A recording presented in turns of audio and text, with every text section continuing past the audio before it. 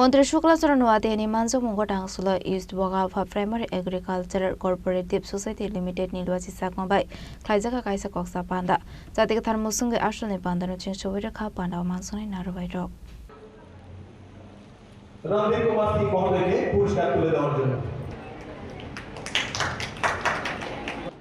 আরো বেশি পরিমাণ আমাদের এই সমবায়ের বিভিন্ন কর্মসূচির মাধ্যমে সিং মহোদয়কে কোঅপারেটিভ তুলে দেওয়া এই অনুষ্ঠানের উদ্বোধন তথা ত্রিপুরা রাজ্য সরকারের আসলনি পান্ডা ও মন্ত্রী শুক্লাচরণ নোয়াদিয়ানো কারিবু মানজাখা চেয়ারম্যান স্বপ্না বৈদ্য ভাইস চেয়ারম্যান শতব্রত সাহা বগাফা পঞ্চায়েত সমিতি চেয়ারম্যান কৃষ্ণ রিয়াংনো খবই দেখুবনাদং রক আবনি আগুলোনো আসলনি পান্ডানো দিয়ে কক্সনার থেকে মন্ত্রী শুক্লাচরণ নোয়াদিয়ার শাখা সারা ভারতবর্ষের মধ্যে ইকোনমিক্যালি বলুন সোশ্যালি বলুন পলিটিক্যালি বলুন আমাদের দেশ পরিচালক হিসাবে আজকে গুজরাট রাজ্য গুজরাটের সমবায়ের সবচেয়ে গুরুত্বপূর্ণ ভূমিকা পালন করছে এবং গুজরাট রাজ্যের ব্যাকবোনটা হচ্ছে সমবায়।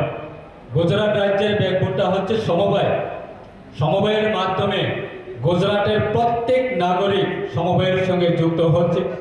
গুজরাটে আইএস অফিসার তাদের পরিবারের ছেলেমেয়েরা বা সদস্যরা তারাও আজকে সমবায় সমিতির সঙ্গে যুক্ত হয়ে কাজ করছে। তার কারণে আজকে আমাদের ভারতবর্ষের মার্কেটিং সেটা ক্যাপচার করে রেখেছে গুজরাট এবং তারপরেও প্রায় আদার 19টা বিদেশি কান্ট্রিটাকেও মার্কেটিংয়ের মধ্যে গুজরাট আজকে ক্যাপচার করে রেখেছে। সেটা শুধু সমবায়ের মাধ্যমে, কোনো ইন্ডিভিজুয়াল নেই। তার কারণে আজকে গুজরাটের অর্থনীতি অনেক মজবুত।